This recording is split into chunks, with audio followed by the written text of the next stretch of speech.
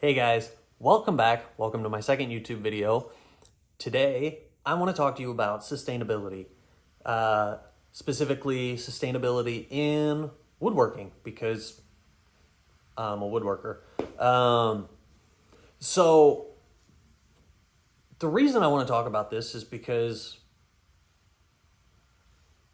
well, I guess there's a lot of reasons. I guess the first one is I have some ethics as a human being, not a lot, but some. And so one of the questions that I think about a lot is, you know, is it wrong to be working with solid wood instead of using veneer? Is it wrong to be woodworking altogether? What about the fact that I can go online and buy a rosewood? When was this rosewood harvested? When was it brought into the country? I don't know.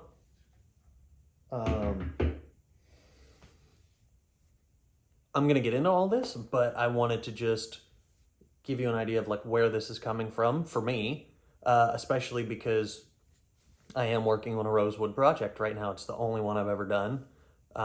It's for a friend who passed away, so it has a significant meaning to me, but maybe we'll get into that. But the point is, I have questions about sustainability in this industry, and I wanted to explore that. And it was interesting for me because as a trained scientist, I try and look for data and peer-reviewed publications and facts. That is how I was trained to try and study an issue that I don't know anything about or that I know little about. And so the first thing I did was go to Google because I'm not one of those weird people who uses Bing. So I went to Google and I just typed in, is woodworking sustainable? Almost nothing. Almost nothing pops up on the internet, or you can switch it to is wood sustainable and you'll find maybe a few more articles, people talking about how, there was a breakthrough recently where scientists basically took, I think, all the lignin out of wood and then compressed it, and the wood was stupidly hard. It was as hard as steel and all these good things. I mean, there are scientific advances that are happening with wood. That's not the purpose of this video. But the point is, you Google that and you find almost nothing. There's not peer-reviewed publications. There's not journal articles. There's not news stories. There's almost nothing.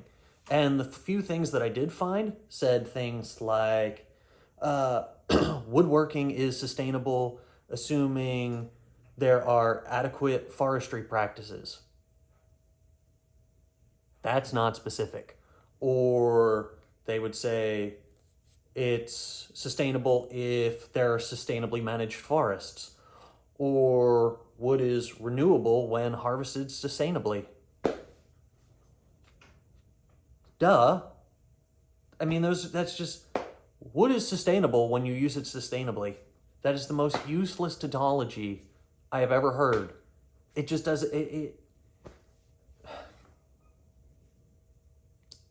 I'm frustrated. So I tried to do a little more digging because for me, I don't just use timbers that are domestic. I use timbers from all over the world, and I know from experience and from what I read and from international law that, obviously there's a much bigger crisis overseas than there is domestically. I'll get into that. But I wanted to start then just with domestic woods because for years I had worked in a production shop, a production mill shop, and, a lot of the furniture we made was either out of white oak or walnut.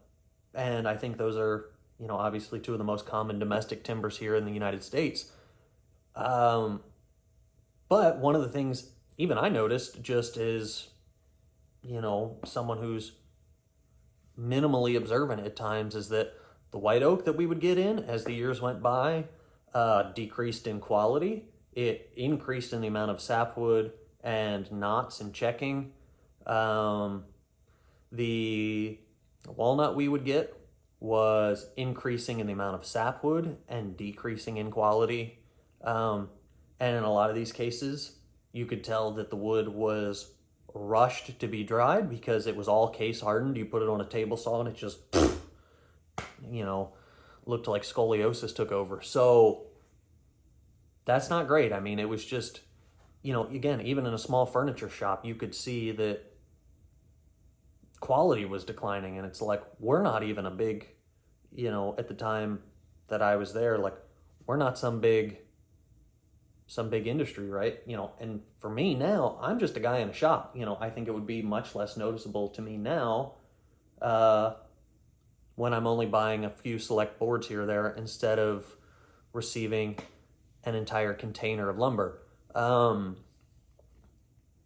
So one of the nice things is for these two domestic species, oak and walnut, specifically white oak and black walnut, the USDA, the United States Department of Agriculture, has a lot of data on domestic timbers. They've been really good at that throughout the last century.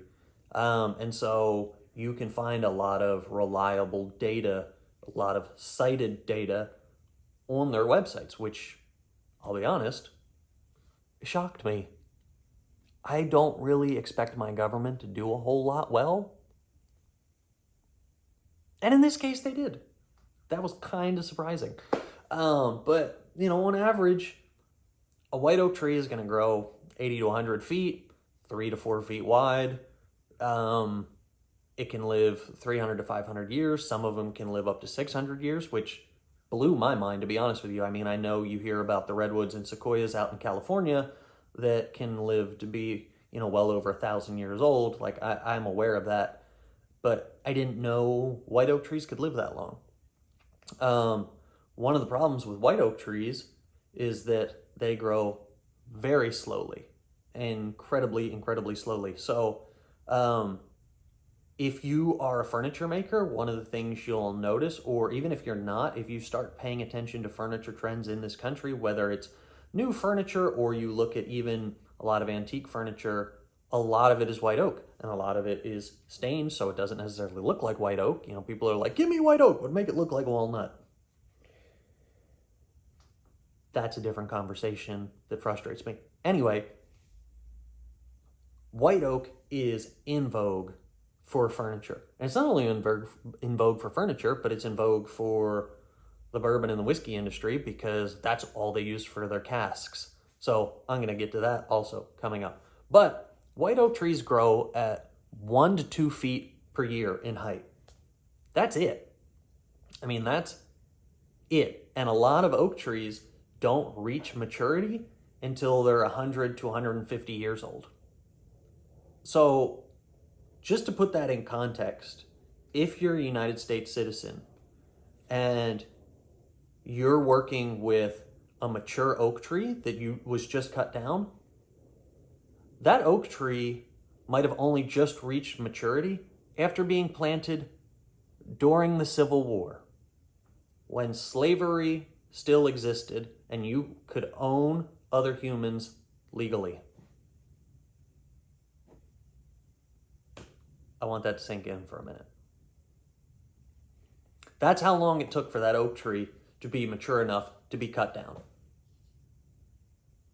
I think, so in my undergrad, I was almost a history minor. I read a lot about the Civil War and a lot about different parts of American history. And the Civil War feels like, human beings, we don't have a good grasp on time. It's just the way our brains work. Same with long distances, very big numbers.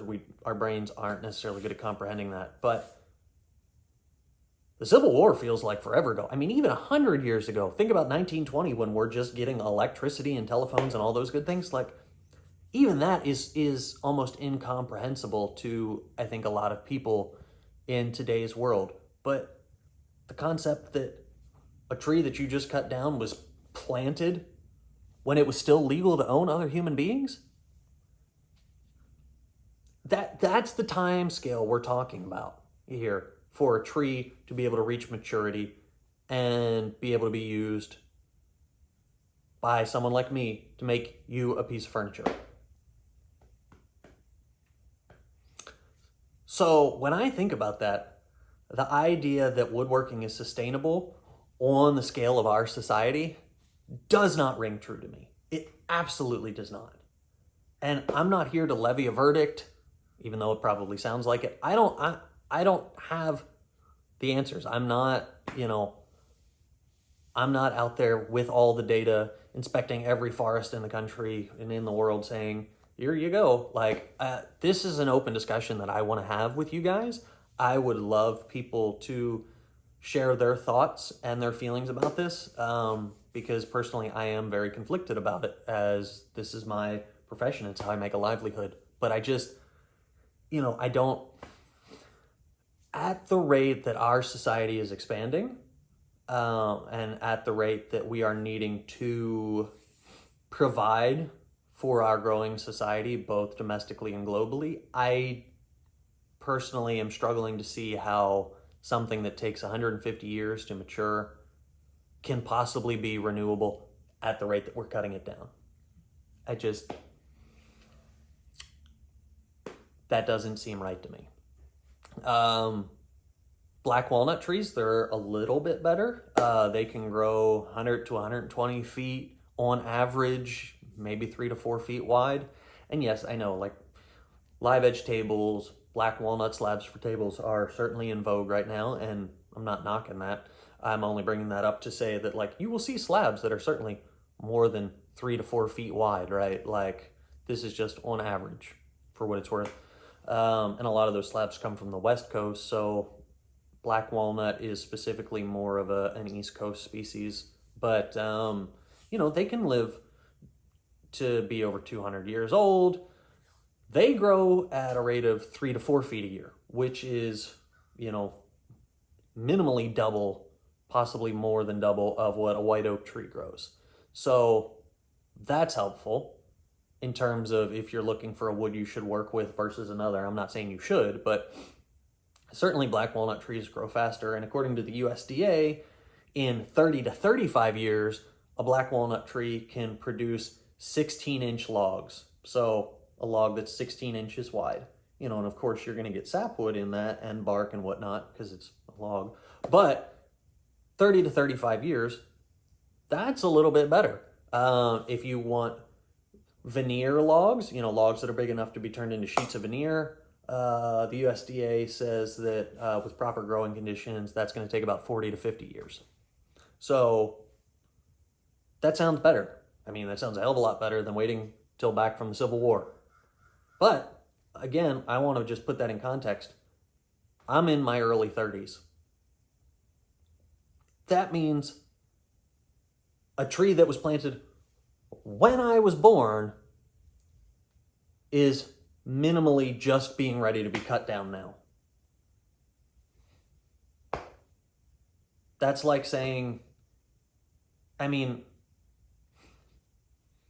might regret this analogy, but that's the same as saying, like, if you treated human beings like timbers, right? It's like saying you would have had to wait for my entire life for me to get here before you could kill me and then use me as a resource. Doesn't sound sustainable at all. Like, it just doesn't. I don't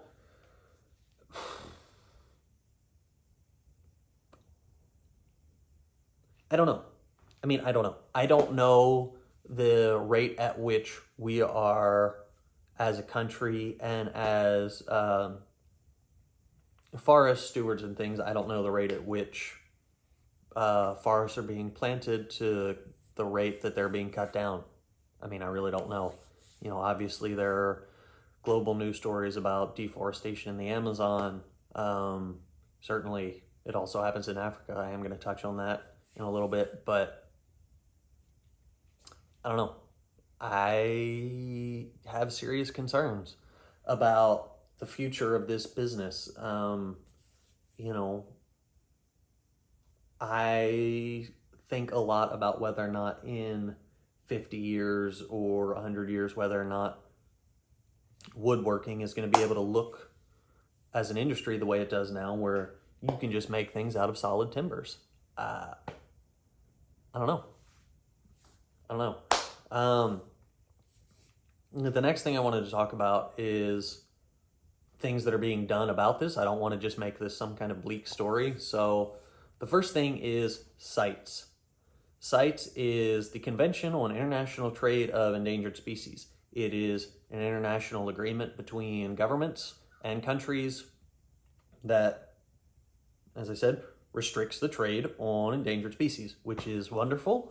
CITES has 3 categories, levels 1, 2, and 3, and most things are in category 2, which means that they can't be sold overseas as timbers. There are certain species, such as Brazilian rosewood, that even finished products, so for example, a guitar, if you try and cross an international boundary with that, it will be confiscated and destroyed. Whereas in general, things that are at level 2, it's simply, it can't cross an international boundary as part of a sale. So for most rosewood species, excluding Brazilian rosewood, if you just have an item made of rosewood, if you just have this piece of coco bolo and you say, I'm going to take it out of the country with me and it's mine and I'm keeping it, that's perfectly legal. Now, if this was Brazilian rosewood, you couldn't do that. They would confiscate it and destroy it. Level 2 of CITES, if I was taking this piece of coco bolo and trying to sell it internationally, that would be illegal. Now, there are some caveats to that. You can apply for import and export permits through CITES, so that if you have a timber that you're trying to move, for example, a lot of people between the United States and the UK, like say that in the UK they have a supply of African blackwood, and granted, that timber might have been harvested 40 years ago before the CITES ban ever took place, because the CITES ban on all rosewoods, the Dalbergia genus, was enacted in 2017, I believe. So say you have something that's cut down well before that ban was enacted, you can apply for a CITES export permit to move that out of your country, and then the buyer would apply for a CITES import permit to bring that in. And you don't have to be an organization. I, as an individual, could apply for a CITES import or export permit if I wanted to. You have to pay for that. There's paperwork. I'm not going to get into that process, but it is something that you can achieve. But the point of that is international trade is allegedly regulated to prevent these endangered species from crossing international borders, which in theory would then curb the sale and the business of illegal logging. In theory. So there's a lot of nitty-gritty details to this. For example, lignum vitae. So this is a piece of genuine lignum vitae. This can't go anywhere. You can't cut this down anymore. You're not allowed to send it overseas. This is on CITES 2, and for good reason. I mean, this is regarded as one of the hardest woods in the world. It's not the hardest. We'll talk about that at a different time. But it does. You tap on it, it sounds like a rock, and it only grows 1 inch per year. Not a foot like an oak tree, an inch. So, for a lot of reasons, it's great that this was banned from international export. Now, this is an ebony. This specifically is Gabon ebony. Surprisingly, this is not banned according to CITES. You can ship this internationally as much as you want, and you might think there's no way that it is still legal to harvest and export an ebony like this. And shockingly, you'd be wrong. only Madagascar ebonies of, I'm not going to say the genus name because I'm going to butcher it and not pronounce it right, but only Madagascar ebonies are illegal to export. So this Gabon ebony, which is typically from the nation of Gabon, this is perfectly legal for export. Similarly, this is another kind of ebony, Macassar ebony. This is perfectly legal. You can ship this anywhere you want, and it's perfectly fine. It seems odd. I would like to trust CITES and assume that they're doing things that are perfectly wonderful and legal, and they're protecting the species that truly do need protected. But I don't know. I just think that's interesting that somehow one of these incredibly sought after woods, perfectly legal to export, and yet something as simple as African mahogany, no dice. As of 2023, late 2022 or early 2023, African mahogany, no. You can no longer export that through part of a sale. And my first thought was, when I heard that recently, was, oh my God, I love African mahogany. Which is perhaps a selfish thought, because it's like, why are you upset about the fact that a law was passed to save this species, right? And then, I hate to admit it, but selfishly, my next thought was, oh, well, there's a lot of domestic stockpiles, so it'll actually be quite a number of years before the domestic stockpiles of African mahogany run out. And then I had to get past those selfish thoughts to get to, oh, but this is a good thing, and I need to respect this, and that means that I can appreciate the African mahogany that I have in my studio, and I can still work with the pieces I have. I probably shouldn't be contributing to the purchases of it going forward, and it's protected for a reason. And if this is a beautiful wood that I can't work anymore, then so be it, because that's what's necessary to preserve this species.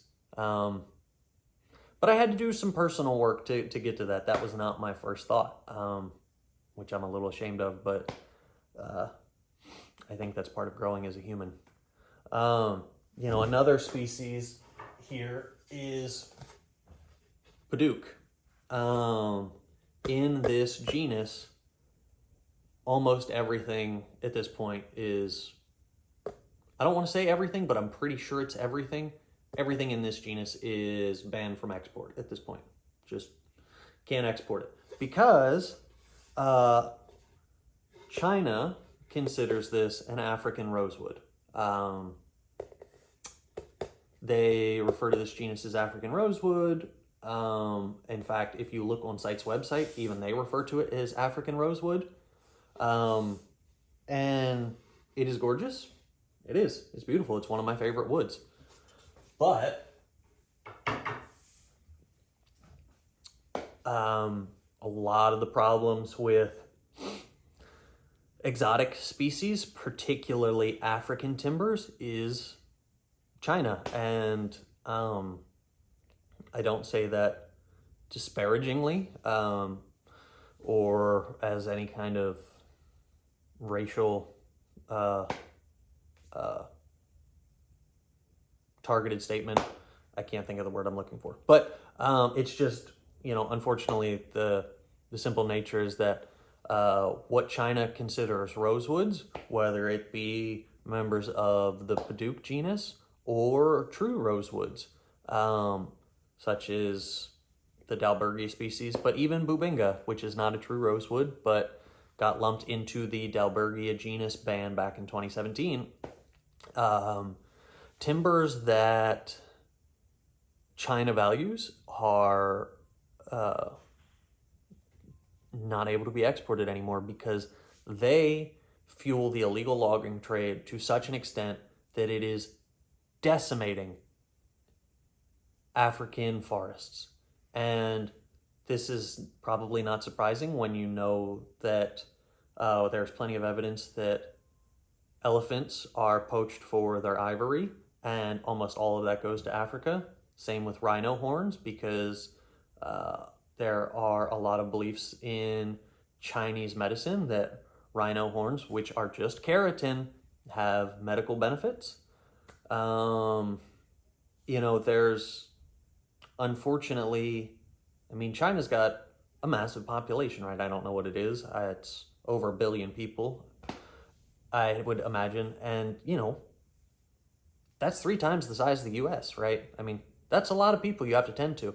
And if you have any percentage of the population believing that all furniture has to be made out of rosewoods, or that rhino horns are, an herbal remedy and all these things, it's not surprising that these species are being driven to the brink of extinction because China's willing to pay for them. Even if the people who are logging them in Gambia or in Senegal know that it's illegal to log these things, they know that they're going to get paid for them. And when you're in a immensely poor country and you're trying to survive, if you know you can cut down a tree, even though it's illegal to cut it down, and then make money off of that, it's not surprising that you're going to do that. You're going to do what you have to do to survive. But again, that leads to a lot of concerns about what does that mean for the woodworking industry. So beyond just managing sustainable forest practices like I talked about at the beginning of this video in the United States, that's blown out of the water overseas. It's not even, is it sustainable? It's, will this species go extinct? That is a different level of, So when it comes to a lot of exotic species, I think there are some ethical quandaries when it comes to working with those, especially on a large scale. The more that I sit with it personally, I find it harder and harder to justify. I do love a lot of these woods. On my lumber wall over here, I have 2 9-foot long 8-quarter boards of African Paduke. I love it. I bought them years ago, before this was something that I considered all that much, or before I was as educated on the topic, but it's something to think about.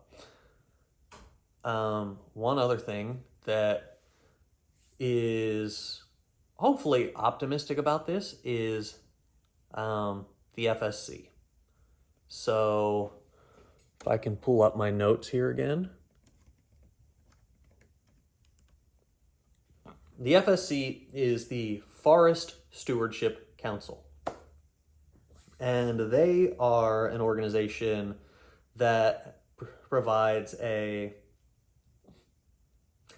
certification system for verifying that timbers are being sourced sustainably. I don't know how involved that is. I don't know if that's similar to being in this country organic certified, where maybe an inspector comes to a farm and they're like, yeah, you look good, you're organic certified. If this is just, the FSC just goes to, a forest that someone is managing and goes, looks pretty good, man, here you go. I don't know. You will see a lot of timber exporters saying, our lumber is FSC certified. And I would like to believe that's a good thing. I don't know enough about their certification process personally to say that, yes, just because you are buying something that is FSC certified means that you are not damaging forests when you're buying that particular piece of timber. I would love that to be the case. I just can't say that it is.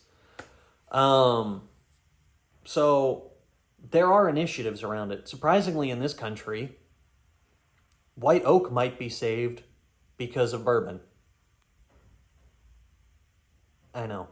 And the reason for that is that lawmakers don't care about a lot of things in this country, particularly at the congressional level for the United States Congress, but they like their alcohol, particularly their bourbon. And bourbon is only brewed in white oak casks. They are charred on the inside, and then they're liquid tight. So bourbon makers love them. They provide the color to bourbons and as much as 60% of the flavor. But bourbon can only be brewed in new casks.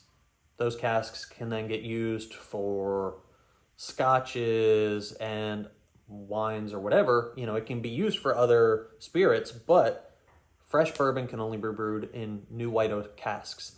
And because of the decline in white oak that I talked about at the top of this video, that has started to create a concern for bourbon manufacturers. And it has actually led to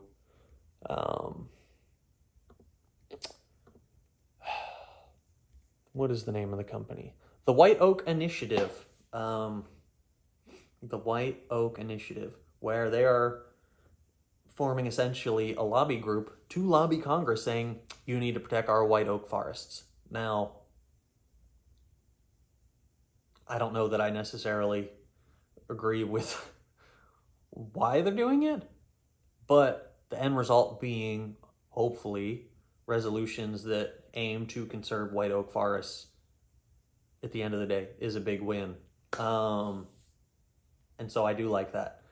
But, you know, again, with the Rosewood issue, for example, particularly the Padauk genus, the BBC published a very in-depth article back in 2022 titled, and I actually posted about this on Instagram when it came out, but it's titled, Gambia Bans All Timber Exports to Combat Rosewood Smuggling.